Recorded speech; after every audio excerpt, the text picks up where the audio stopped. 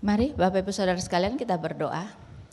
Tuhan Bapa kami di surga, kami bersyukur Tuhan untuk hari yang baru, untuk anugerah yang baru yang Tuhan berikan. Dan kami berdoa kiranya Engkau yang juga terus memberikan kami anugerah Tuhan untuk lebih mengerti firman Tuhan. Dan dengan demikian belajar dari Ayub juga untuk lebih mengenal Engkau.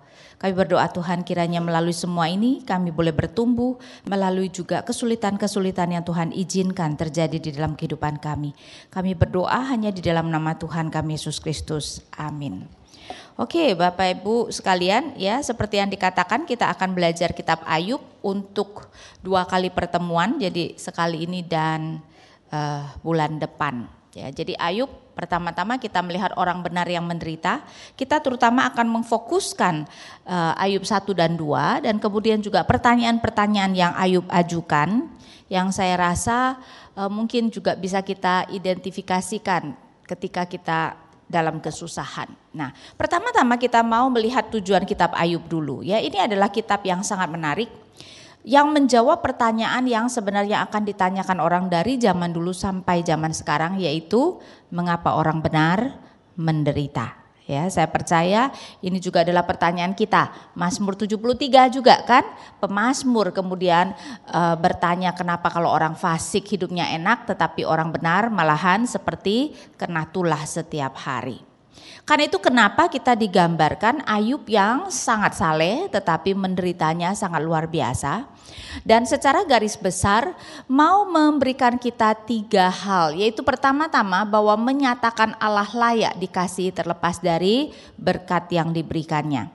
Kalau kita tahu pertaruhan antara Allah dengan Ayub, nanti kita akan masuk kepada detailnya ya.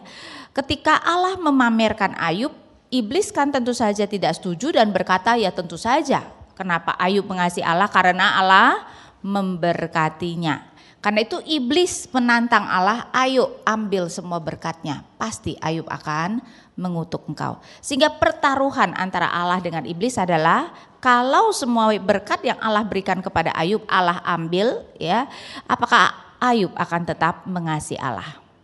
Karena itu ini adalah kitab yang mau mengajarkan supaya kita mengerti Allah layak dikasihi terlepas dari berkat yang diberikannya.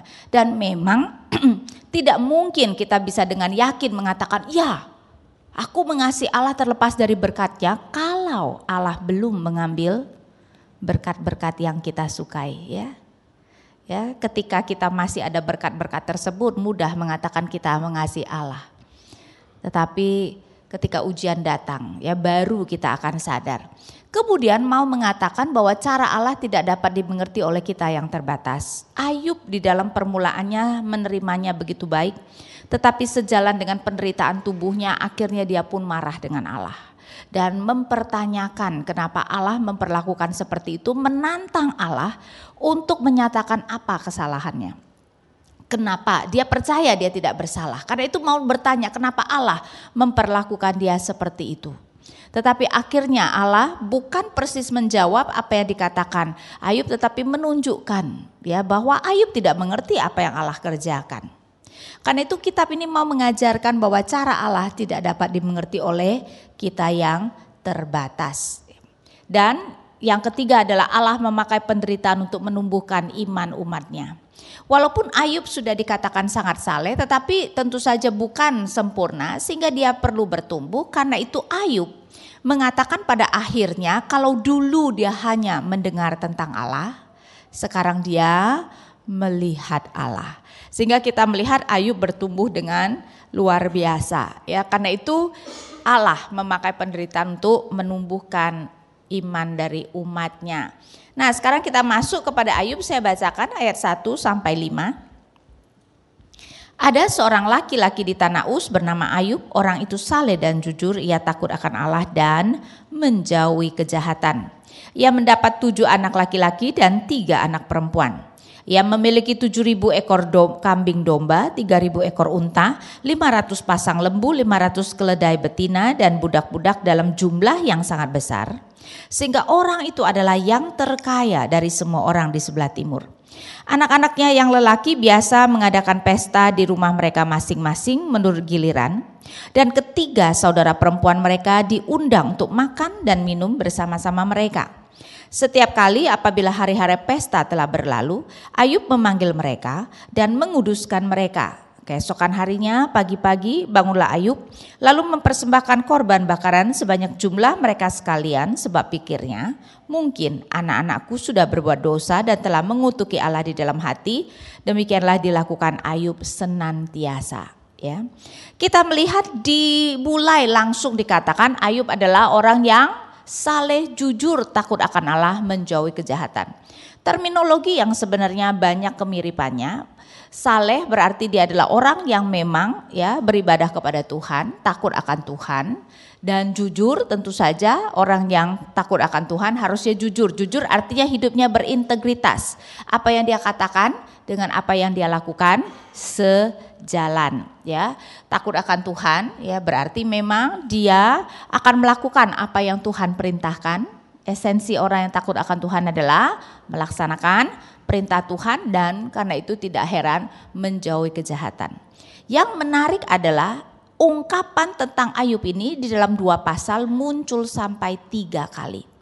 Yang pertama adalah penulis yang mengatakan, yang 2 kalinya dari mulut Allah sendiri. Ya, sehingga di ayat 8 Allah berbicara kepada iblis, lalu bertanyalah Tuhan kepada iblis, apakah engkau memperhatikan hambaku Ayub? Sebab tiada seorang pun di bumi seperti dia yang demikian saleh dan jujur, yang takut akan Allah dan menjauhi kejahatan. Persis sama kan? Nah, pertemuan Allah dengan iblis terjadi 2 kali, sehingga kedua kalinya Allah juga berkata yang persis sama. Pasal 2 ayat 3. Firman Tuhan kepada iblis, apakah engkau memperhatikan hambaku Ayub? Sebab tiada seorang pun di bumi seperti dia yang demikian saleh dan jujur, yang takut akan Allah dan menjauhi kejahatan. Nah, tentu saja kita harus mengerti kalau sampai sebuah kata atau ungkapan diulang beberapa kali berarti penting. Nah, kenapa ini penting? Kenapa ini penting? Karena sebenarnya kisah Ayub memang mau mengatakan Ayub menderita karena kesalehannya. Aneh kan? Ya, biasanya kita tahu kalau kita taat kita saleh diberkati, kalau kita tidak taat hidupnya tidak benar dihukum oleh Tuhan. Tapi ini adalah pengecualian. Ya, karena itu kita melihat sengaja ditekankan bahwa dia adalah orang yang saleh, jujur, takut akan Allah, menjauhi kejahatan.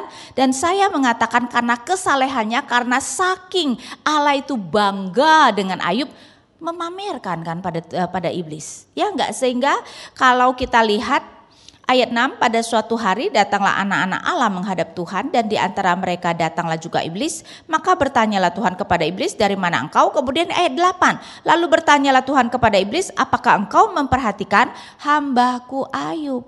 Semuanya ini tidak akan terjadi kalau Ayub tidak saleh. Ya enggak? Ya, semuanya terjadi gara-gara Ayub adalah orang yang saleh. Karena itu sampai ungkapan ini muncul 3 kali karena permasalahan yang terjadi adalah karena kesalehannya. Nah, tentu saja bukan berarti Ayub salah dan bukan berarti wah kalau gitu kita jangan saleh-saleh deh ya. Nanti malahan jadi musibah. Tapi di sini tentu saja Allah berkenan memakai hidup Ayub untuk memberikan kita pelajaran yang sangat penting. Ya. Tapi karena itu kenapa sampai diulang 3 kali? Karena semua permasalahan itu timbul karena Ayub adalah orang yang saleh. Kemudian bukan saja hidup saleh, memiliki keluarga yang sempurna, punya 7 anak laki-laki. Di dalam keluarga Ibrani 7 adalah angka sempurna, 7 anak laki itu adalah keluarga yang sempurna. Plus 3 anak perempuan, total 10. 10 juga adalah angka sempurna dan kaya. Ya, sehingga boleh dikatakan sempurna ya, saleh, kaya, keluarga yang sempurna. Ya. Sehingga kita melihat memang digambarkan hidup Ayub sebenarnya sangat-sangat baik ya. Sekarang banyak orang kaya tetapi kan keluarga berantakan ya. Apalagi kesalehan orang kaya yang saleh itu sangat sulit, karena itu Tuhan Yesus mengatakan lebih sulit orang kaya masuk ke dalam kerajaan surga daripada onta masuk lubang jarum, ya, sehingga kita melihat ini adalah orang yang sangat langka. Sebelum kita masuk kepada ujian, saya mau menekankan juga ayat 4 dan 5 karena kadang-kadang ada penafsiran yang berbeda. Dikatakan anak-anaknya yang lelaki biasa mengadakan pesta di rumah mereka masing-masing. Berarti mereka sudah dewasa walaupun kelihatannya belum berkeluarga karena kita tidak diceritakan tentang keluarga mereka. Nah, orang kaya, ya, baik di dalam dunia kuno maupun dunia kita sekarang, sebenarnya cukup masuk akal kalau orang tuanya kaya, setelah anaknya dewasa diberikan masing-masing rumah, terutama anak laki-lakinya. Jadi sekarang anak laki-lakinya masing-masing sudah punya rumah dan mereka kemudian mengadakan pesta di rumah mereka giliran dengan mengundang saudara-saudara perempuan mereka. Kelihatannya kalau yang perempuan itu tidak diberikan rumah masing-masing, ya. Nah, ada yang menganggap ini adalah sesuatu yang jahat, ya, mereka melakukan sesuatu yang jahat. Sekarang saya mau bertanya, apa yang anak-anaknya lakukan baik atau jahat? Jadi pesta yang sebenarnya baik atau pesta yang jahat? Karena memang kata pesta mungkin konotasi kita langsung minum-minum, mabuk-mabukan dan sebagainya, atau makan kebanyakan gitu, ya. Ini pesta yang baik atau pesta yang jahat? Pesta yang baik berarti mungkin lebih ke arah sekedar makan malam untuk sebenarnya supaya bisa bersama-sama. Pesta yang baik atau yang jahat? Kita kalau membaca Alkitab harus belajar membaca bukan hanya yang tersurat tetapi juga yang tersirat. Nah, ayat 5 menyiratkan apa? Karena dikatakan setiap kali apabila hari-hari pesta telah berlalu, Ayub memanggil mereka dan menguduskan mereka keesokan harinya. Pagi-pagi bangunlah Ayub, lalu mempersembahkan korban bakaran sebanyak jumlah mereka sekalian, sebab pikirnya, perhatikan, mungkin anak-anakku sudah berbuat dosa dan telah mengutuki Allah di dalam hati. Ayat ini menyiratkan pesta anak-anak Ayub baik atau pesta yang buruk? Buruk? Baik atau buruk? Hah? Baik, karena apa? Karena Ayub tidak melihat anak-anaknya berdosa. Dia mengatakan mungkin anak-anakku sudah berbuat dosa dan telah mengutuki Allah di dalam hati. Jadi Ayub tidak melihat secara kasar mata ada dosa anak-anaknya. Kalau itu adalah pesta pora yang tidak benar, ya tidak usah kata mungkin dong, pasti sudah berdosa. Kalau Ayub yang begitu saleh tidak melihat ada dosa anak-anaknya di dalam pesta-pesta tersebut, berarti pesta-pesta tersebut menurut Ayub adalah pesta yang baik. Saya rasa yang terjadi adalah mereka giliran saudara-saudara laki-laki akan berkumpul bersama-sama. Namanya juga sudah masing-masing mempunyai rumah. Berarti kalau makan sudah tidak berkumpul. Jadi untuk memastikan kalau mereka sering berkumpul, maka mereka sering mengadakan pesta. Saya rasa yang dimaksudkan pesta adalah mengundang semua saudara untuk makan bersama. Jadi ini bukan saja pesta yang buruk, malahan ini menunjukkan mereka adalah saudara-saudara yang sangat akrab, ya, yang bersekutu bersama untuk makan-makan bersama, keluarga yang ideal. Saudara-saudara saling mengasihi dan bersekutu bersama. Karena itu saya lebih melihat ini adalah pesta yang baik. Karena itu Ayub tidak melihat ada yang salah, tetapi karena dia takut di dalam hatinya, siapa tahu anak-anaknya mengutuki Allah, maka tetap dia mempersembahkan korban untuk anak-anaknya setiap kalinya, ya. Dan ini menunjukkan kesalehannya untuk korban sebanyak jumlah mereka. Banyak sekali loh, ya. Tapi memang dia kaya sekali, sehingga memang mau digambarkan seorang yang, ya, sempurna kalau di dalam kacamata kita, ya. Kemudian kita melihat ujian pertama Ayub ayat 6. Pada suatu hari datanglah anak-anak Allah menghadap Tuhan dan di antara mereka datanglah juga iblis. Nah, yang sering kemudian diperdebatkan juga adalah kira-kira di mana ya mereka meeting. Anak-anak Allah di sini siapa? Hah? Biasa dimengerti malaikat. Allah rapat dengan para malaikat. Kira-kira di mana? Hah? Ya saya rasa yang paling masuk akal ya di surga ya, masa rapat di tempat iblis? Hah?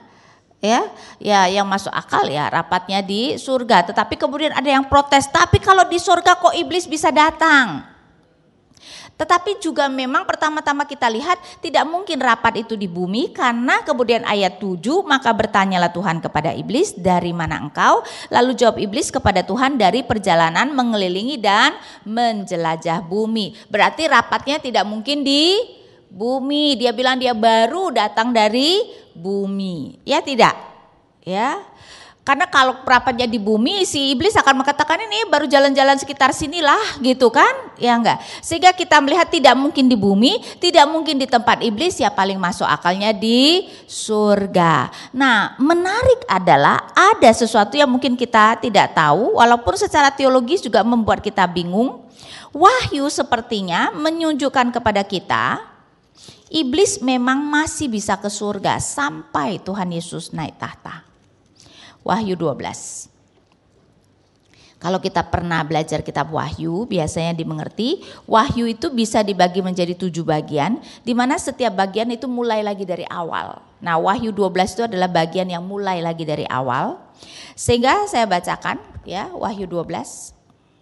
Maka tampaklah suatu tanda besar di langit, seorang perempuan berselubungkan matahari dengan bulan di bawah kakinya dan sebuah mahkota dari 12 bintang di atas kepalanya. 12 bintang di atas kepala, kelihatannya ini mau berbicara tentang umat Allah ya.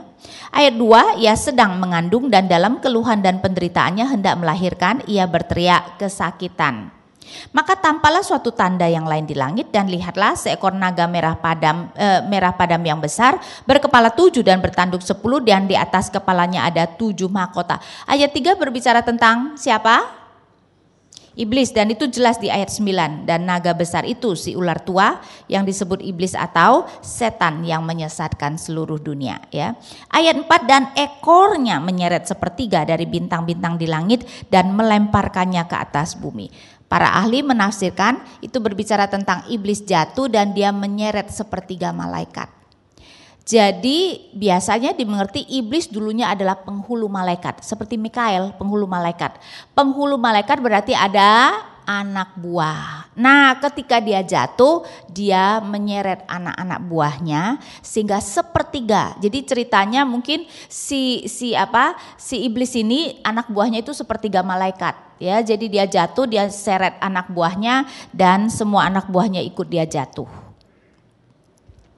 Dan naga itu berdiri di hadapan perempuan yang hendak melahirkan itu untuk menelan anaknya. Segera sesudah perempuan itu melahirkannya, maka ia melahirkan seorang anak laki-laki yang akan menggembalakan semua bangsa dengan gada besi. Siapa anak ini? Mesias ya, karena Mazmur 2 ayat 7, Mazmur 2 jelas mengatakan Mesias akan menggembalakan dengan gada besi. Kalau saya bacakan Mazmur 2 ayat 9, engkau akan meremukkan mereka dengan gada besi, memecahkan mereka seperti tembikar tukang periuk. Jadi jelas anak yang dimaksudkan adalah Mesias. Jadi berbicara tentang umat Allah yang melahirkan Mesias, karena kan Mesias lahir dari antara umat Allah. Tetapi bagian terakhir ayat 5, tiba-tiba anaknya itu dirampas dan dibawa lari kepada Allah dan ke tahtanya. Nah itu ditafsirkan Yesus naik ke surga untuk bertahta. Ya, di dalam iman rasuli kita mengatakan dia naik ke surga, duduk di sebelah kanan Allah Bapa yang Maha Kuasa. Sedangkan perempuan itu lari ke padang gurun, perempuan itu umat Allah kan, di mana telah disediakan suatu tempat baginya oleh Allah supaya ia dipelihara di situ 1260 hari lamanya. Mulai ayat 7, maka timbullah peperangan di surga. Jadi ketika Yesus naik tahta, terjadilah peperangan di surga. Mikael yaitu penghulu malaikat dan malaikat-malaikatnya berperang melawan naga itu, dan naga itu dibantu oleh malaikat-malaikatnya. Tetapi mereka tidak dapat bertahan, mereka tidak mendapat tempat lagi di surga. Sekarang si iblis dengan malaikat-malaikatnya bertempur dengan Mikael dan malaikat-malaikatnya, dan iblis serta malaikat-malaikatnya tidak mendapat tempat lagi di surga. Kata lagi di sini penting, artinya sebelumnya masih punya tempat di surga. Karena itu dimengerti iblis baru tidak bisa ke surga setelah Yesus naik tahta. Ya, setelah Yesus bangkit dan pergi ke surga. Karena itu pada zaman Ayub berarti bisa enggak si iblis masih nyelonong ke surga? Bisa. Ya, jadi dalam hal ini kelihatannya tidak masalah. Mungkin kita bertanya, kok bisa sih iblis ketemu Allah? Ya kalau Allah tidak menunjukkan keseluruhan kemuliaannya, ya bisa. Sama seperti Yesus bisa berinkarnasi walaupun dia adalah Allah sepenuhnya. Kalau tidak, manusia tidak tahan loh. Manusia yang berdosa tidak akan tahan melihat Allah. Ya, jadi dalam hal ini kelihatannya itu adalah penjelasan yang terbaik. Karena kalau enggak mau meeting di mana emangnya? Ya enggak, masa di tempat iblis, kan repot banget. Allah kalau mau rapat dengan malaikat-malaikatnya masa pergi ke tempat iblis. Ya paling masuk akal ya di tempat Allah bertahta, yaitu di surga. Ayo sekarang kita melihat ayat 8. Lalu bertanyalah Tuhan kepada iblis, apakah engkau memperhatikan hambaku Ayub, sebab tiada seorang pun di bumi seperti dia yang demikian saleh dan jujur, yang takut akan Allah dan menjauhi, kok mati?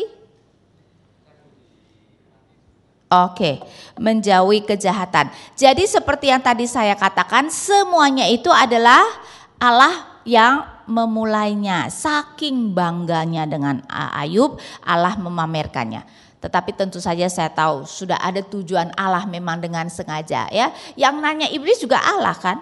Ya tidak? Ya. Sehingga kita melihat berarti semuanya ini terjadi dalam rencana Allah ya. Jadi memang sehingga Allah dengan bangganya, dan tentu saja iblis setuju enggak? Enggak setuju dong. Iblis kalau bisa setuju dengan Allah namanya bukan iblis. Ya, tentu saja dia tidak setuju dengan Allah. Lalu jawab iblis kepada Tuhan, apakah dengan tidak mendapat apa-apa Ayub takut akan Allah? Bukankah engkau yang membuat pagar sekeliling dia dan rumahnya serta segala yang dimilikinya? Apa yang dikerjakannya telah kau berkati, dan apa yang dimilikinya makin bertambah di negeri itu. Tetapi ulurkanlah tanganmu dan jamalah segala yang dipunyainya, ia pasti mengutuki engkau di hadapanmu. Ya, jadi iblis mengatakan ya pantesan saja Ayub saleh, Ayub menyembah engkau karena engkau memberkati. Coba ambil semua berkat-berkatnya, pasti dia akan mengutuk engkau. Ya, dan memang sebenarnya apa yang dikatakan iblis di depannya itu ada benarnya. Kalau soal pasti Ayub mengutuk engkau tentu saja belum tentu ya, dalam hal ini nanti kita lihat salah. Tetapi di depannya sebenarnya betul dong, kita ketika Allah memberikan segala sesuatu yang kita inginkan, bakal menyembah Allah enggak? Coba kalau kita ya katakan kepada semua orang, ayo kalau kamu menyembah Allah nanti kamu akan semuanya beres ya, kaya, sehat ya, sukses dan sebagainya, semua orang mau ikut enggak? Ya pasti mau, apalagi ketika itu benar-benar terbukti, pasti semua orang akan ikut Allah. Ya, sehingga memang sering sekali kita itu tidak benar-benar tahu sebenarnya kita itu mengasihi Allah atau mengasihi berkat-berkat Allah. Dan kenyataannya sering tidak kita lebih mengasihi berkat-berkat Allah dari Allah. Sering, buktinya. Begitu Allah mengambil berkat yang diberikannya, yang kita lakukan apa? Marah pada Allah. Ya enggak? Berarti yang lebih penting yang mana? Allah atau berkatnya? Berkatnya kan. Begitu berkatnya diambil kita marah sama Allah. Ya. Kan itu memang sering sekali kita itu tidak mungkin bisa mengerti kita mengasihi Allah atau tidak. Apakah kita benar-benar mengasihi Allah karena Dia adalah Allah, sampai Tuhan memberikan ujian-ujian yang dengan mengambil entah itu barang-barang yang kita begitu inginkan, atau kuasa, ataupun uang, atau orang yang kita kasihi. Ya, karena itu jangan heran kadang-kadang Tuhan mengambil hal-hal yang paling penting dalam hidup kita. Itu adalah untuk mengajarkan kita supaya belajar mengasihi Allah karena Dia adalah Allah. Dan bukan mengasihi Dia karena apa yang diberikannya. Ya, sehingga kita di dalam kesempatan seperti itulah kita kemudian perlu memikirkan pergumulan Ayub. Tentu saja bukan Allah yang tidak tahu, tapi kitanya yang tidak tahu. Dan Bapak Ibu Saudara sekalian, kita tidak bisa mengatakan kita benar-benar mengasihi Allah. Kita mengasihi Allah karena Dia adalah Allah sampai ujian itu datang. Ya, sampai ujian itu datang. Jadi sekarang ketika Allah belum menguji kita seperti demikian, kita sebenarnya tidak sungguh-sungguh tahu apakah kita mengasihi Allah karena Dia adalah Allah, atau kita mengasihi Dia karena berkat-berkat yang diberikannya. Dan kita melihat Allah pun kemudian ya Allah memamerkan Ayub ya, sehingga terjadi pertaruhan karena kemudian Allah berkata ayat 12, maka firman Tuhan kepada iblis, nah segala yang dipunyainya ada dalam kuasamu, hanya janganlah engkau mengulurkan tanganmu terhadap dirinya. Kemudian pergilah iblis dari hadapan Tuhan. Jadi iblis baru bisa menyentuh Ayub karena Allah memberikan izin. Ya, jadi kisah Ayub dalam hal yang satu hal yang sangat penting adalah kita harus melihat iblis itu tidak mungkin bisa menyentuh kita kalau Allah tidak mengizinkan. Ya, kita akan melihat nanti dari jawaban Ayub dengan lebih mendetil. Sekarang malapetaka pertama saya tidak akan membacakan ayat 13 sampai 19 ya, digambarkan malapetaka datang berturut-turut di mana ternak Ayub ya, satu rombongan mati, misalnya lembu sapi membajak. Kemudian ayat 15, datanglah orang-orang Sheba menyerang dan merampasnya. Sedangkan kemudian ayat 16, sementara orang itu berbicara, datanglah orang lain dan berkata, api telah menyambar dari langit dan membakar serta memakan habis kambing, domba dan penjaga-penjaga. Coba lihat, orang jahat, orang Sheba. Kemudian malapetaka kedua adalah dari api. 17, kemudian orang-orang Kasdim membentuk 3 pasukan menyerbu unta-unta dan merampasnya. Dan kemudian 18, ketika anak-anak Ayub ada di rumah saudaranya yang tertua, maka tiba-tiba angin ribut bertiup dari seberang padang gurun, dan kita tahu rumahnya roboh dan semua anaknya mati. Bencana-bencana itu sepertinya bencana yang umum, yang biasa, atau bencana yang supranatural? Yang biasa atau supranatural? Saya rasa mau dimaksudkan kelihatan biasa. Ya, orang Sheba, orang Kasdim berarti kan orang jahat. Memang kita tahu apalagi di dalam dunia kuno kan, mereka bisa datang merampas, membunuh ya, sehingga itu adalah hal yang cukup umum terjadi. Dan api ya, kemudian juga dikatakan yang terakhir adalah apa? Badai ya, sehingga kita melihat angin ribut ya, itu adalah bencana-bencana yang umum, sehingga memang kelihatannya melalui bencana alam dan kejahatan manusia. Jadi iblis pun juga memakai alam seperti itu ya, memakai orang-orang jahat untuk melakukan kejahatannya, dan itu biasa ya. Orang iblis kan, kita kan dijahatin, bukan kemudian kita melihat iblis langsung menyerang kita kan. Ya, iblis pun melakukannya melalui orang-orang lain, sehingga kita melihat terjadi seperti kejahatan dan bencana alam biasa. Semua ternak Ayub habis dan ke-10 anak Ayub meninggal. Nah, yang mau kita fokuskan adalah reaksi pertama Ayub. Ayat 20 dan 21. Maka berdirilah Ayub lalu mengoyak jubahnya dan mencukur kepalanya. Kemudian sujudlah ia dan menyembah.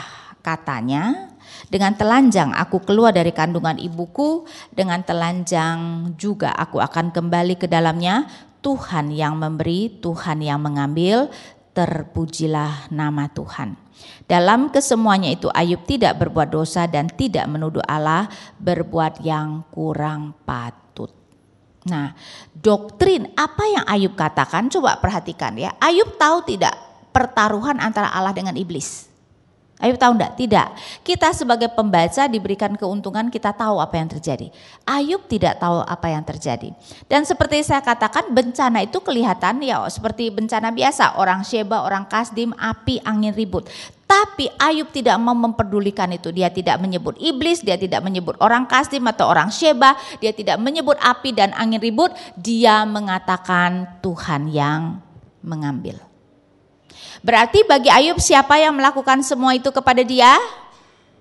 Tuhan. Ya. Dan ini adalah doktrin bahwa Allah adalah first cause dari segala yang terjadi. First cause artinya penyebab utama. Bahwa segala sesuatu tidak mungkin bisa terjadi kalau Allah bukan yang menjadi penyebabnya. Dalam hal ini berarti ya, jadi kita melihat doktrin kedaulatan Allah. Allah adalah first cause dari segala sesuatu. Semua yang lain termasuk iblis, musuh, diri sendiri, bencana dan lain-lain hanyalah second cause saja. Penyebab yang kedua. Dalam arti bukan berarti kita manusia tidak bersalah.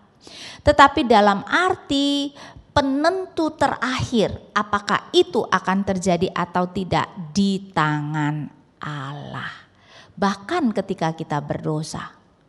Ya, mungkin saudara juga sudah pernah mendengar karena Alkitab sering sekali sih kedaulatan Allah ya, sehingga kita itu tidak bisa lari dari kedaulatan Allah membaca kitab apapun. Misalnya saja saya berniat merampok bank. Nih sudah nih memutuskan akan merampok bank. Tetapi apakah saya berhasil merampok bank atau tidak ada di tangan siapa? Ada di tangan Tuhan kan, bukan di tangan saya. Pertama-tama Tuhan pun bisa tidak mencegah saya sehingga saya mengurungkan niat saya merampok bank. Bisa nggak? Bisa entah hati saya yang diubah, mendadak saya jadi takut untuk berbuat jahat, atau saya dibuat sakit sehingga kemudian tidak bisa merampok bank. Kan mana mungkin ya, sakit apalagi kalau sakit sampai tidak bisa jalan masa merampok bank ya, tidak mungkin. Tapi kalaupun misalnya Tuhan mengizinkan saya merampok bank, berhasil atau tidak pun di tangan siapa? Di tangan Tuhan kan. Berarti kalau saya sampai berhasil merampok bank, keputusan terakhir ada di tangan Tuhan. Dalam hal itulah Tuhan adalah first cause-nya. Ya. Walaupun tentang kita berdosa, tapi tentu saja kalau saya merampok bank yang berdosa siapa? Saya atau Tuhan? Saya dong. Boleh nggak saya mengatakan dia salah Tuhan dong kok mengizinkan saya ngerampok bank? Boleh nggak? Ya tidak, Tuhan tidak berkewajiban mencegah kita melakukan kejahatan. Tuhan bisa mengizinkan kita melakukan kejahatan. Dan kalau kita melakukan kejahatan, salah siapa? Salah kita. Karena untuk supaya kita mengerti lebih baik, supaya kita jangan berpikir, wah kalau gitu yang pertama-tama menghasut kita merampok bank siapa? Tuhan apa bukan tuh? Kalau Tuhan yang menghasut kan berarti salah siapa? Salah Tuhan. Tapi masalahnya sekarang ya, Alkitab menunjukkan setelah Adam jatuh dalam dosa, bisa tidak pada dirinya sendiri kita berbuat baik? Tidak bisa ya. Ingat Roma 3 dari ayat 10. Roma 3 dari ayat 10.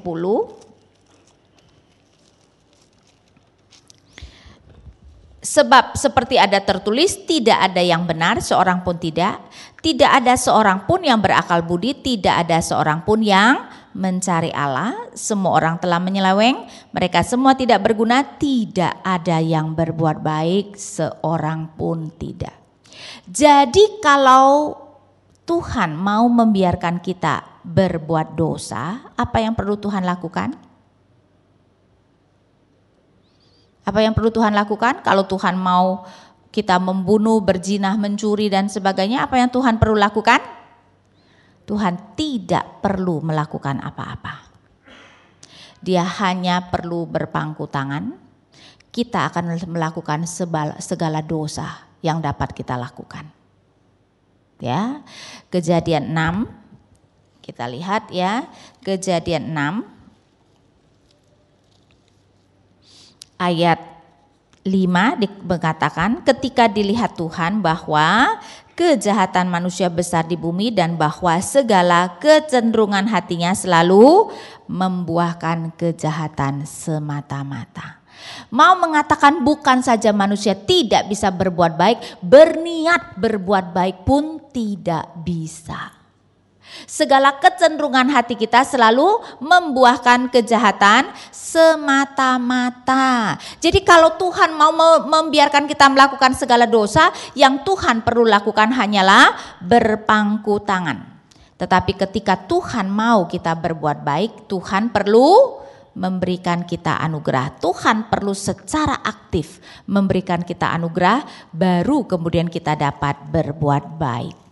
Tapi jadi kalau Tuhan membiarkan kita berbuat jahat, berarti Dia menahan anugerahnya, Dia tidak memberikan anugerahnya supaya kita jangan berdosa, sehingga tetap keputusan terakhir ada di tangan Tuhan, memberi anugerah, mencegah atau tidak mencegah kita berbuat dosa.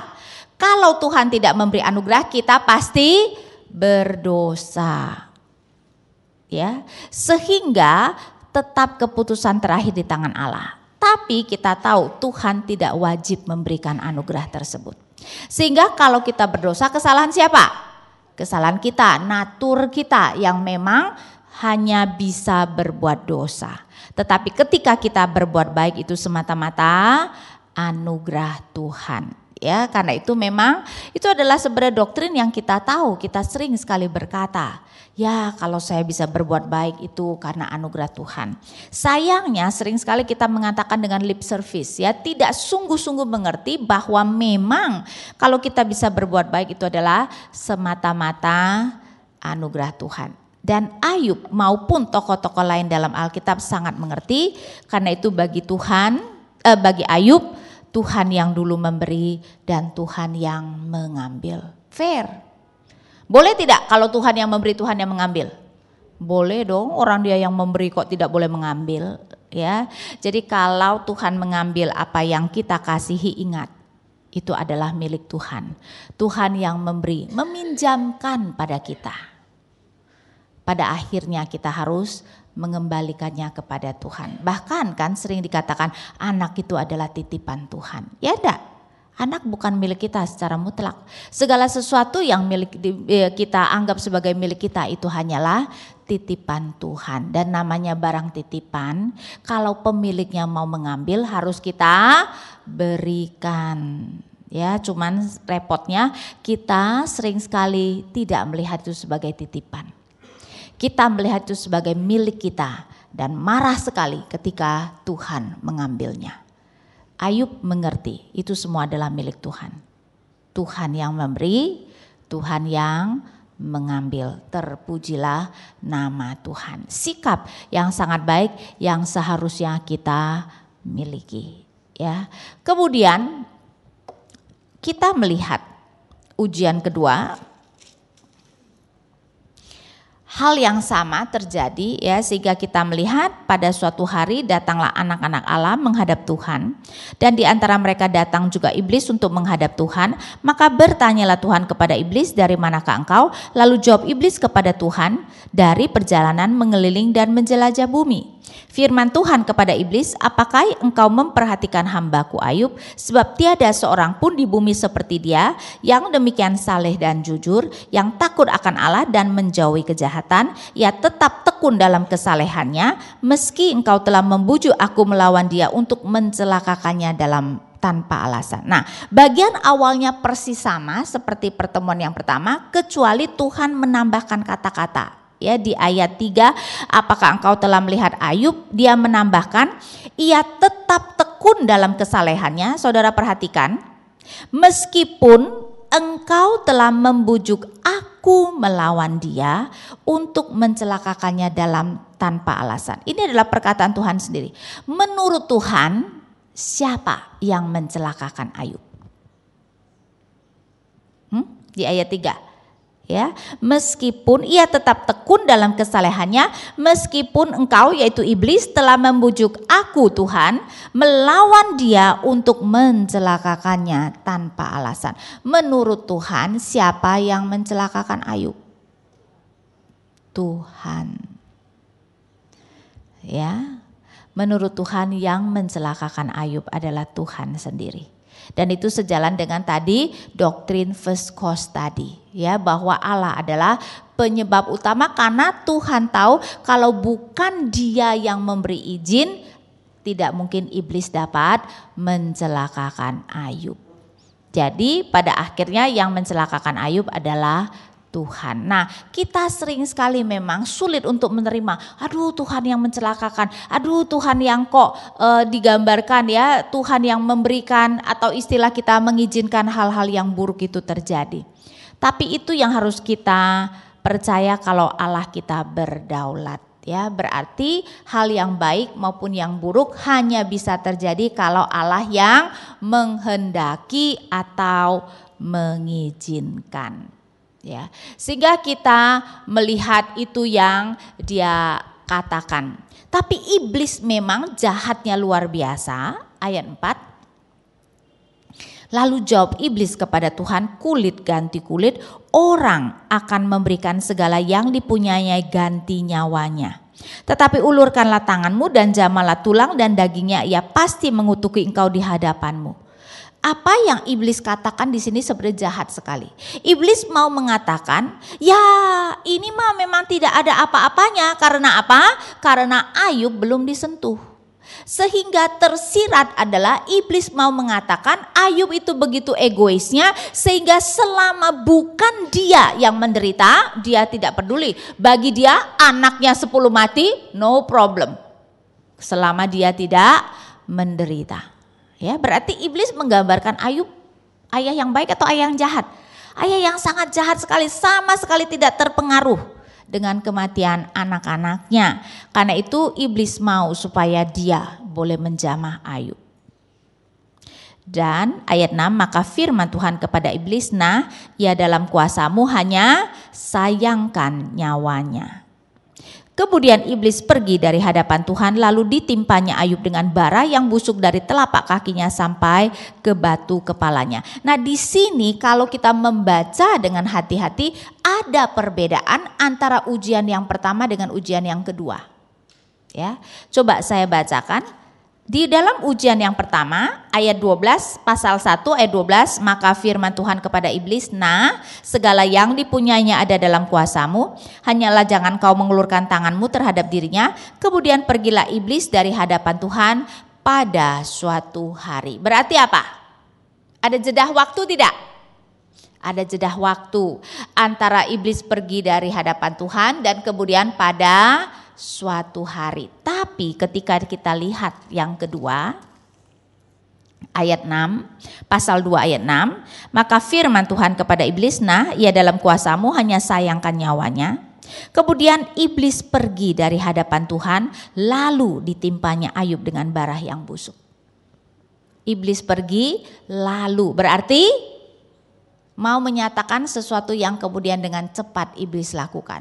Kalau di pasal 1 pada suatu hari, berarti mungkin ada jeda waktu yang cukup panjang. Entah mungkin berapa hari atau berapa lama. Tapi kelihatannya ini lalu. Kenapa begitu? Karena itu sebenarnya membaca Alkitab kita perlu membaca dengan sangat teliti ya. Tersiratnya apa? Ayo, tersiratnya apa? Tersiratnya iblis sekarang excited. Oh, mungkin yang pertama dia karena iblis kan orang yang egois, dia tahu selama dia tidak diganggu, dia tidak peduli tuh yang lain mau hancur. Karena itu dia mungkin melihat Ayub seperti itu. Jadi ketika pertama-tama Tuhan hanya mengizinkan sekitarnya saja Ayubnya tidak boleh disentuh, iblis mungkin juga tidak pede. Ya memang kayaknya sih tidak bakalan berhasil, karena itu dia juga tidak terlalu excited ya. Pada suatu hari ada jeda waktu, tetapi yang kedua kalinya saya rasa iblis begitu yakin dia akan menang. Karena itu begitu pergi dari hadapan Tuhan, dia langsung menimpakan penyakit tersebut kepada Ayub. Ya, karena dia sekarang menganggap Ayub pasti akan mengutuk Allah. Mungkin dia memikirkan dirinya, kalau dirinya seperti itu pasti dia kemudian akan mengutuk Allah. Karena itu kita melihat ujian kedua itu adalah ujian yang memang ya lebih mungkin lebih menyakitkan, karena sekarang memang dia bukan cuma soal sakit akan mati tetapi sangat menderita. Karena itu kita melihat ayat 7 kan, kemudian iblis pergi dari hadapan Tuhan lalu ditimpanya Ayub dengan bara yang busuk dari telapak kakinya sampai ke batu kepalanya. Lalu Ayub mengambil sekeping beling untuk menggaruk-garuk badannya sambil duduk di tengah-tengah abu. Ya. Kemudian kita melihat ya, tadi sudah kita baca sekarang reaksi kedua Ayub. Di sini agak berbeda dalam arti istrinya masuk di dalam gambaran. Ayat 9, maka berkatalah istrinya kepadanya, masih bertekunkah engkau dalam kesalehanmu? Kutukilah Allahmu dan matilah. Istri Ayub meminta Ayub untuk mengutuki Allah. Nah, membaca Alkitab ya saudara-saudara, kita harus memperhatikan terutama kata-kata yang pernah muncul. Kutukilah Allah, mengutuk Allah. Mengingatkan kita akan sesuatu enggak? Itu adalah pertaruhan Allah dengan iblis. Iblis berkata, ya, kalau kamu mau melakukan ini dia akan mengutuk engkau. Sebelumnya kan ayat 5, tetapi ulurkanlah tanganmu dan jamalah tulang dan dagingnya, ia pasti mengutuki engkau di hadapanmu.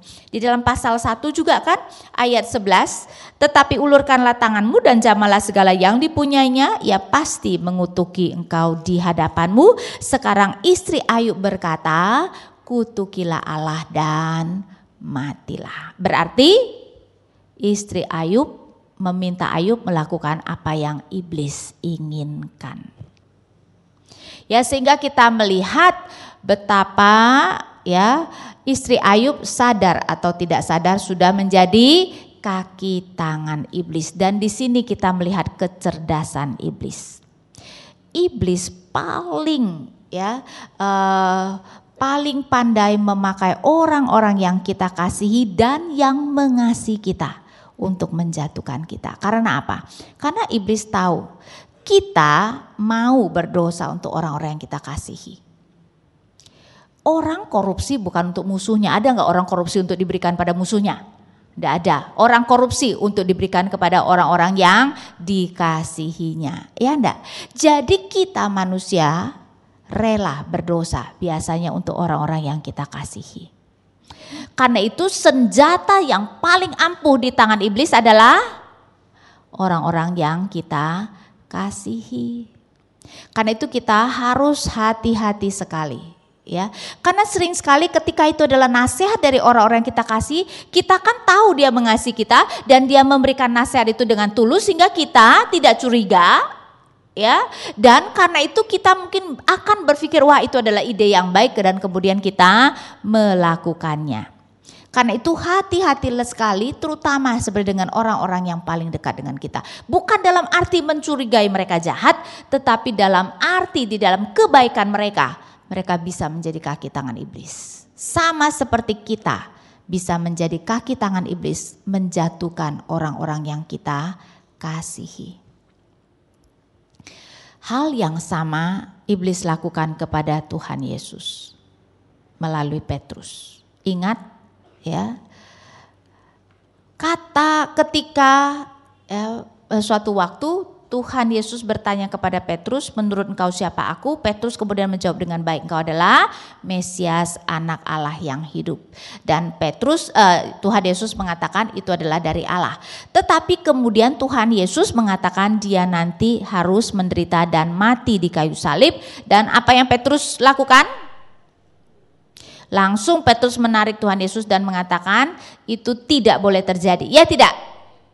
Dan Tuhan Yesus berkata, enyahlah iblis. Kenapa Tuhan Yesus berkata enyahlah iblis? Kok kasar banget sih enyahlah iblis gitu ya. Kita kalau orang mengatakan sesuatu kepada kita, kita mengatakan enyahlah iblis, kira-kira ngamuk gak dia?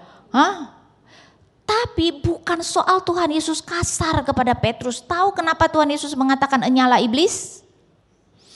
Kata yang hanya pernah muncul satu kali sebelumnya di dalam catatan Injil. Kapan kata itu muncul?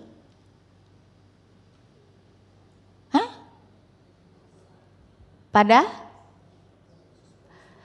waktu Tuhan Yesus dicobai di padang gurun, bukan? Ya, di mana iblis menawarkan seluruh harta dunia dan meminta dia untuk menyembah, dan Tuhan Yesus mengatakan enyahlah iblis. Dan sekarang Tuhan Yesus mengatakan enyahlah iblis pada Petrus. Karena apa? Karena Tuhan Yesus tahu di balik Petrus adalah iblis. Karena kalau tahu waktu itu iblis secara terang-terangan ya mencobai Tuhan Yesus tidak berhasil. Salah satu Injil mengatakan iblis menunggu waktunya untuk kembali mencobai Yesus. Dan waktu itu tiba melalui Petrus. Sehingga Tuhan Yesus ketika mengatakan kepada Petrus enyahlah iblis, tahu bahwa pada waktu itu Petrus dipakai oleh iblis karena memang sebenarnya melakukan hal yang sama, yaitu mau mencegah Yesus melakukan jalan salib. Karena coba kalau kita lihat Matius 4, ya, Matius 4 apa yang dikatakan di dalam sini. Ayat 8, Matius 4 ayat 8, dan iblis membawanya pula ke atas gunung yang sangat tinggi dan memperlihatkan kepadanya semua kerajaan dunia dengan kemegahannya dan berkata kepadanya, semua itu akan kuberikan kepadamu jika engkau sujud menyembah aku. Maka berkatalah Yesus kepadanya, enyahlah iblis. Sebab ada tertulis engkau harus menyembah Tuhan Allahmu dan hanya kepada Dia sajalah engkau berbakti. Iblis mau mengatakan, ayolah ngapain kamu ikut Tuhan? Kamu harus melakukan jalan salib. Ya tidak, kalau dengan aku kemuliaan itu dapat aku berikan dengan begitu mudah. Kamu hanya perlu menyembah aku saja. Tapi mendapatkan kemuliaan dari Tuhan kamu harus melakukan melalui jalan salib. Tetapi Yesus berkata, enyahlah iblis, dan itu yang persis yang Petrus lakukan. Iblis lakukan melalui Petrus, mencegah Yesus untuk disalibkan. Ya, karena itu Yesus mengerti di balik itu ada iblis. Jadi bukannya Yesus kasar pada Petrus, tidak, tetapi Yesus mengerti di balik Petrus adalah iblis yang sedang memakai dia. Karena itu saudara-saudara, ya hati-hatilah, orang-orang yang paling kita kasihi adalah alat yang paling ampuh di tangan iblis. Begitupun juga kita adalah alat yang paling ampuh di tangan iblis untuk menjatuhkan orang-orang yang kita kasihi. Karena memang ya iblis itu sangat cerdas. Oke, sampai di sini dulu dan kita melihat Ayub bertahan ya, sehingga kalau kemudian dia berkata ayat 10, tetapi jawab Ayub kepadanya, engkau berbicara seperti perempuan gila. Apakah kita mau menerima yang baik dari Allah tetapi tidak mau menerima yang buruk? Dalam semuanya itu Ayub tidak berbuat dosa dengan bibirnya. Oke, sedikit mengenai istri Ayub. Saya tidak melihat istri Ayub itu jahat. Saya lebih melihat seorang istri yang juga pasti sudah stresnya luar biasa. Suaminya mendadak jatuh bangkrut, tetapi yang lebih parah 10 anaknya mati dan sekarang suaminya menderita seperti itu. Saya rasa dia juga udah hampir gila kali, ya tidak? Sehingga kita harus melihat seorang yang di dalam kepedihannya, kemudian melihat suaminya menderita seperti itu pun kemudian menjadi tidak tega dan kali itu mengatakan, ya sudah kutukilah Allah dan mati. Mungkin dia juga berpikir, aku juga lebih baik mati. Ya, sehingga saya tidak melihat seorang istri yang jahat. Kadang-kadang yang lain melihatnya sebagai istri yang jahat. Lagi pula Allah tidak mencela istri Ayub dan nanti Allah pulihkan Ayub dengan istri yang sama, kan? Ya tidak, bukannya dengan istri yang lain. Ya, sehingga saya melihat bahwa istrinya itu bukan istri yang jahat. Ya, oke, apakah ada pertanyaan? Ya. Bagaimana kita bisa tahu bahwa itu istri yang sama? Karena kita tidak diberitahu bahwa itu ada istri yang lain. Kan tidak boleh berpoligami. Masa orang saleh berpoligami? Kan tidak dikatakan istrinya mati. Masa dia menceraikan istrinya atau berpoligami kalau bukan istri yang sama? Kan itu tidak benar kan ya? Oke, masih. Ya. Ibu tadi bilang bahwa Allah adalah first cause gitu ya. Saya membayangkan pada waktu kita pun dipilih Allah untuk boleh masuk dalam kerajaan Allah karena first cause-nya dari Allah. Bagaimana dengan ada limited seat yang tersedia, tetapi kan ada banyak sekali orang yang apa itu ya? Banyak manusia yang perlu diselamatkan, tapi hanya kursi yang terbatas gitu. Nah, pada waktu saya membayangkan misalnya gini, ada pesawat yang akan berangkat dengan hanya 20 kursi, padahal di sini peserta ada 60. Bagaimana reaksi dari kita manusia untuk bisa masuk dalam pesawat yang terbatas itu. Nah, kalau Allah adalah first cause gitu. Nah, dalam hal ini cuma 20 orang itu yang pengen naik pesawat itu, Pak, yang lain nggak pengen. Ya, karena digambarkan seperti ini. Ketika di dalam Taman Eden Tuhan berkata kepada Adam, pada waktu engkau memakan buah ini, buah dari pohon tentang yang baik dan yang jahat, engkau pasti mati. Adam langsung mati tidak? Tidak langsung mati secara fisik, tetapi langsung mati secara rohani. Alkitab menggambarkan ada 2 jenis kematian, kematian rohani dan kematian fisik. Nah, setelah itu setiap kita yang lahir mati secara rohani.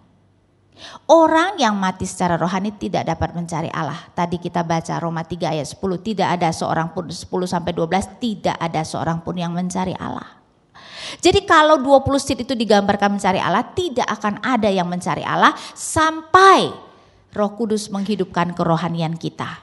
Karena itu Efesus 2 ayat 1, ya, Efesus 2 ayat 1, Paulus mengatakan, kamu dahulu sudah mati karena pelanggaran-pelanggaran dan dosa-dosamu. Maksud Paulus kira-kira mati fisik atau mati rohani? Pasti mati rohani, masa semua jemaat Efesus pernah mati suri? Kan nggak mungkin, pasti mati rohani. Ayat 4, tetapi Allah yang kaya dengan rahmat oleh karena kasih-Nya yang besar yang dilimpahkan kepada kita telah menghidupkan kita bersama-sama dengan Kristus. Hanya mereka yang kemudian kerohaniannya dihidupkan akan mencari Allah. Jadi hanya 20 orang itu yang akan mau naik pesawat itu. Jadi tidak berebutan, karena hanya 20 orang itu yang kemudian Allah timbulkan, ya, dalam hal ini hidupkan kerohaniannya sehingga mau mencari Allah, mau naik pesawat tersebut, Pak. Ya, oke. Ya, silakan. Ya, saya ingin menanyakan, tadi Ibu menyebutkan bahwa skala kecenderungan hati kita adalah berbuat dosa, Bu. Sedangkan tadi di ayat terakhir Ibu sebutkan di Alkitab itu kan di dalam kesemua itu Ayub tidak berbuat dosa setelah dicobai. Nah, sedangkan kan kecenderungan manusia berbuat dosa. Nah, tetapi kita lihat juga istri Ayub juga udah kutukin aja Allah dan mati gitu ya. Nah, bagaimana kita melihat perspektif dari sisi yang pertama tadi? Berarti Allah memberikan anugerah dan memang Ayub orang percaya kan. Jadi orang percaya adalah orang yang Roh Kudus sudah menghidupkan kerohaniannya, baru kemudian dia dapat tidak berbuat dosa. Ya, jadi ketika kita berbicara pada diri kita sendiri tidak ada seorang pun kita dapat berbuat baik, tentu saja kecuali Roh Kudus yang bekerja menghidupkan kerohanian kita, memberikan kita iman, baru kemudian kita bisa berbuat baik. Ayub adalah orang percaya. Karena itu dia dapat berbuat baik karena Roh Kudus sudah bekerja dalam hidupnya. Ya, tetapi juga Alkitab menggambarkan walaupun kita orang percaya bukan berarti sudah tidak bisa berdosa lagi. Sehingga kalau Ayub tetap bisa berdosa, enggak, tetap bisa berdosa. Cuman mau mengatakan dalam hal itu Ayub tidak berdosa. Jadi bukan berarti bahwa nanti semuanya Ayub tidak mungkin berdosa lagi, tetapi dalam hal itu ya di mana dia menerima semuanya itu dan rela menerimanya dan dia tidak mengutuk Allah, dia tidak berdosa. Oke, ya. Oke, di sini ya. Kesan Allah sebagai first cause itu menunjukkan Allah yang menentukan nasib seluruh umat manusia. Nah, itu apa bedanya antara penentuan Allah akan nasib manusia terhadap orang-orang yang tidak percaya, yaitu orang Muslim yang sangat pasrah sekali dengan nasib yang mereka jalani, apa bedanya dengan penentuan nasib yang Allah tentukan untuk orang percaya selain keselamatan ya? Maksudnya dalam hidup sehari-hari, misalnya orang percaya yang memang sudah dinasibkan menjadi orang kaya, nasib orang percaya yang sudah dijadikan sebagai orang miskin misalnya. Saya rasa dalam hal ini ya kita biasa memberikan seperti ini. Allah tetap memberikan anugerah kepada semua orang, tetapi Allah memberikan anugerah umum kepada semua orang dan kepada orang-orang yang dipilihnya dia memberikan anugerah khusus. Jadi mereka yang tidak percaya pun Allah berikan anugerah. Karena itu kenapa mereka tidak melakukan kejahatan sejahat-jahatnya. Karena itu kenapa orang tidak percaya pun bisa mengasihi keluarga mereka, bisa berbuat baik dan sebagainya. Kita harus melihat itu pun anugerah dari Allah. Tapi memang mereka tidak diberikan anugerah khusus untuk beriman kepada Yesus, sehingga walaupun mereka melakukan perbuatan baik, tapi itu tanda kutip baik dalam arti baik menurut kita, tetapi di mata Allah sebenarnya tetap berdosa.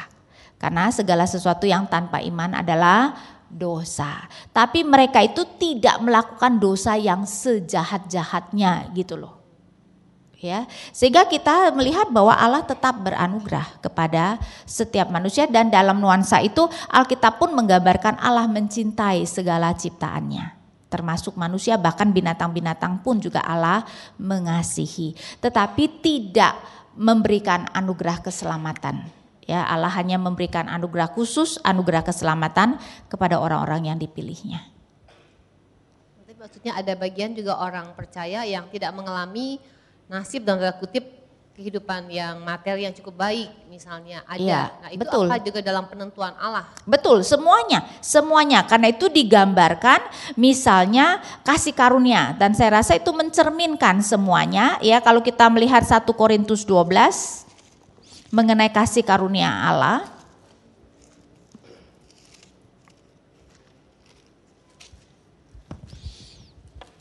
Ayat 11 ya, 1 Korintus 12 ayat 11, tetapi semuanya ini dikerjakan oleh Roh yang satu dan yang sama, yang memberikan karunia kepada tiap-tiap orang secara khusus seperti yang dikehendakinya. Segala sesuatu Allah berikan seperti yang dikehendakinya. Jadi seorang diberikan kekayaan, seorang tidak diberikan kekayaan seperti itu ya sejalan dengan apa yang Allah kehendaki, ya. Namanya dia berdaulat penuh berarti seperti itu. Satu lagi Bu, ini sedikit lebih lebar mengenai Allah bisa mengangkat pagar untuk orang percaya, membiarkan iblis untuk masuk dalam kehidupannya. Bagaimana soal misalnya kuasa gelap yang misalnya kita tidak bisa dirasuk oleh setan, tapi seberapa jauh Allah mengizinkan kita mengalami dampak dari serangan iblis? Dalam hal itu ya tergantung Allahnya. Ya, jadi untuk setiap orang akan berbeda-beda. Itu tergantung. Jadi saya rasa mungkin tergantung dengan tujuan Allah, ya, dengan seberapa kuatnya kita juga, ya, sehingga ya itu tergantung. Sehingga ada yang mungkin bisa cukup parah, ya, Allah biarkan. Ada yang Allah benar-benar protect, ya, mungkin tahu bahwa kita akan lemah, ya, sehingga kalau itu ya tergantung Allah. Kita tidak bisa membatasinya. Ya, jadi ada yang memang benar-benar menghadapi banyak hal. Tapi misalnya seorang Kristen kan tidak mungkin dirasuki. Tidak bisa dirasuki, betul. Saya pernah dengar ada anak mahasiswa sekolah teologi yang pernah kerasukan. Ya, karena mahasiswa teologi maupun pendeta belum tentu memiliki iman yang sejati. Ya, jadi kita bukan soal orang Kristen, tetapi memiliki iman yang sejati. Ya, jadi ya tidak usah heran. Masih ada ya? Yang ayat 6, kenapa Tuhan masih perlu ngomong hanya sayangkan nyawanya? Kan nggak mungkin. Dalam arti bisa dong, maksudnya nyawanya Tuhan bisa memberikan iblis kuasa untuk mencabut nyawa, tentu saja. Sama seperti mati fisik maksudnya. Mati fisik, nyawa mati fisik maksudnya. Bukan, kalau rohani cuma di tangan Tuhan, tidak bisa. Karena itu Tuhan Yesus mengatakan jangan takut orang yang bisa membunuh tubuhmu, ya, tapi tidak bisa membunuh jiwamu, gitu kan. Ya, dalam hal ini maksudnya tubuh, fisik, Ya. Yang satu lagi mungkin saya baru ikut, mungkin sudah pernah dibahas tentang penulis dan penulisan kitab Ayub, gimana ya? Nah, kita tidak tahu siapa yang menuliskan Ayub, ada yang mengatakan Musa, tetapi kita tidak tahu. Yang kita tahu, ini adalah pertanyaan yang baik, yang kita tahu adalah para ahli menganggap Ayub itu hidup di zaman Abraham atau sebelumnya. Karena itu berarti memang belum ada Israel ya. Israel kan baru nanti dari keturunan Abraham, kan itu Ayub maupun teman-temannya memang bukan orang Israel karena memang belum ada Israel. Nah, kenapa dianggap Ayub hidup pada zaman Abraham atau sebelumnya? Ada beberapa hal yang menunjukkan Ayub memang sudah di zaman yang sangat kuno. Pertama-tama katanya kekayaannya masih dihitung dalam jumlah ternak. Ya, jadi itu adalah zaman kuno sekali. Kedua, pasti Ayub hidup sebelum zaman Musa, karena apa? Karena dia mempersembahkan korban bagi anak-anaknya. Kita tahu setelah zaman Musa hanya imam yang boleh mempersembahkan korban. Tetapi mungkin yang paling menunjukkan Ayub hidup pada zaman Abraham atau sebelumnya adalah usia. Kita tahu usia manusia semakin lama semakin pendek. Nah, usia Ayub dengan Abraham siapa yang lebih tua? Matinya umurnya lebih panjang. Siapa? Ayub mati umur berapa? Hah? Kalau saudara tahu saya yang bingung karena Alkitab tidak mengatakan. Tapi Alkitab mengatakan setelah dipulihkan Ayub masih hidup 140 tahun. Padahal sebelumnya dia sudah mempunyai 10 anak yang dewasa. Kalau punya 10 anak yang dewasa, setidak-tidaknya yang paling tua sudah umur berapa? 30-an lah saya rasa. Ya tidak? Berarti Ayub seenggaknya umur berapa? 50-an, 60 kan? Anggaplah umur Ayub 60 plus 140 berarti 200. Abraham mati usia, ini ada guru sekolah minggu gak? Abraham meninggal usia berapa? 175. Berarti siapa yang lebih tua? Ayub. Karena itu Ayub kira-kira pada zaman Abraham atau bahkan sebelum zaman Abraham. Ya. Jadi biasanya para ahli setujunya itu. Kalau soal siapa yang menulis nggak ada yang tahu tuh. Tapi memang ada yang mengatakan Musa, karena kan memang Musa adalah penulis Alkitab yang pertama ya, sehingga ada yang mengatakan itu adalah tulisan Musa. Masih ada pertanyaan? Ya.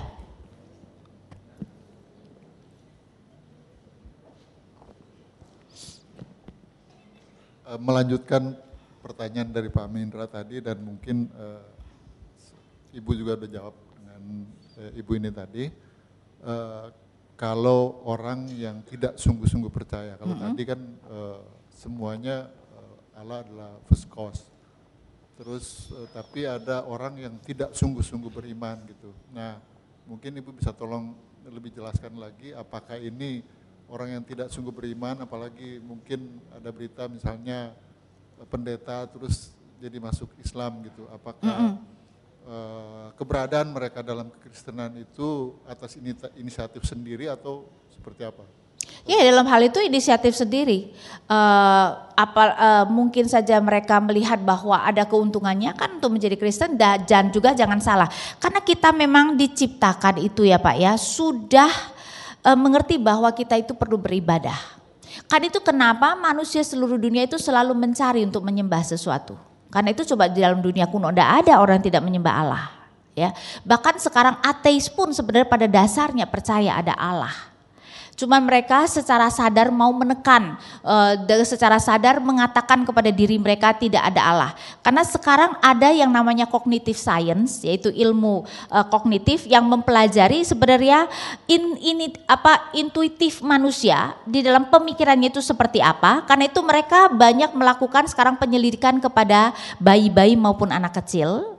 Dan rupanya memang secara intuitif orang itu percaya ada being yang lebih tinggi dari dia. Ya, yang mencipta, jadi suatu being yang mengontrol yang lebih tinggi dari dia. Karena itu profesor ini mengatakan temannya seorang ateis yang sangat keras, dia mengatakan sebenarnya memang kecenderungannya itu adalah percaya kepada Allah. Jadi dia harus secara sadar menekan dan mengatakan kepada diri sendiri tidak ada Allah. Tapi secara intuisi manusia percaya kepada Allah. Karena itu berarti ya memang kita itu akan sebenarnya selalu berusaha untuk menyembah seseorang atau suatu pribadi yang kita tahu lebih dari kita. Ya. Oke, masih ada pertanyaan? Bu, itu menindaklanjutin ayat 1, pasal 1 ayat 5 ya Bu, tentang mempersembahkan korban bakaran. Itu kan biasanya dipakai untuk pengudusan atau penyucian setelah orang atau bangsa Israel melakukan dosa. Ya, dalam hal ini ketika Ayub melakukan korban bakaran bagi anak-anaknya, itu apakah maksudnya gini, mungkin juga di dalam anak-anak yang melakukan pesta itu ada yang melakukan dosa, bukan hanya pesta yang baik maksud saya. Dan juga ditambah lagi informasi bahwa ketika Allah menyerahkan Ayub kepada iblis, tapi sayangkan nyawanya, kok nyawa anak-anak Ayub tidak disayangkan gitu. Ya, pertama-tama ketika dikatakan mungkin anak-anakku sudah berbuat dosa, maksud saya ketika Ayub mengatakan mungkin berarti dia tidak melihat bahwa anak-anaknya sudah berdosa. Ya tidak, mungkin anak-anakku. Kalau dia melihat bahwa itu pesta yang buruk berarti dia tidak usah mengatakan mungkin anak-anakku sudah berdosa. Memang anak-anakku sudah berdosa. Sehingga ketika Ayub tidak melihat bahwa anak-anaknya sudah berdosa, ya pasti itu pesta yang baik Pak. Dia adalah orang saleh loh. Kalau anaknya berdosa masa dia tidak melihat? Kalau itu adalah pesta yang jahat, pasti dia sudah melihat. Ya, jadi dalam hal itu kenapa saya mengatakan pesta itu adalah pesta yang baik. Nah, kenapa Allah tidak menyayangkan nyawa anak-anak Ayub? Ya, itu adalah rencana Allah sendiri. Dan mungkin kita mengatakan kasihan banget tuh anak-anak Ayub mati gara-gara Allah mau menguji Ayub ya. Nanti coba kita tanya di surga, mereka merasa diperlakukan tidak adil atau tidak? Ya, kalau kita harus mengerti keadilan Allah memang belum terlihat sepenuhnya di dalam kehidupan di bumi. Tapi Allah akan memberikan keadilan pada penghakiman terakhir. Jadi anak-anak Ayub juga akan diberikan keadilan sesuai dengan apa yang mereka lakukan. Jadi jangan memang melihat akhir di bumi ini. Kita terlalu mungkin sering memfokuskan kepada kehidupan di bumi. Karena memang ketika kita memfokuskan kehidupan di bumi akan seperti kelihatannya memang Allah tidak adil. Kenyataannya memang secara kasat mata lebih enak hidup sebagai orang jahat daripada orang baik ya. Orang jahat tetap kaya, kemudian mati pun dihormati orang. Orang baik miskin, mati juga kagak ada yang datang. Ya enggak ya? Sehingga kita melihat kalau kita hanya melihat sebatas di dalam kehidupan sekarang, ya keadilan yang sepenuhnya belum kita lihat. Ya, sehingga nanti Allah pasti akan memberikan keadilan kepada anak-anak Ayub. Dan kalau sampai Tuhan kemudian membiarkan mereka mati muda, kenapa itu harus merupakan sesuatu yang negatif? Mati muda cepat bersama dengan Tuhan, bukankah itu baik? Berarti kan Tuhan memberikan kebaikan kepada mereka. Kenapa kita harus melihat kok Allah melakukan sesuatu yang sangat tidak adil kepada mereka? Ya, tidak, kita jangan melihatnya seperti itu. Ya, jadi kita harus mengerti kehidupan ini sangat singkat dibandingkan dengan kemuliaan yang Allah berikan di surga nantinya.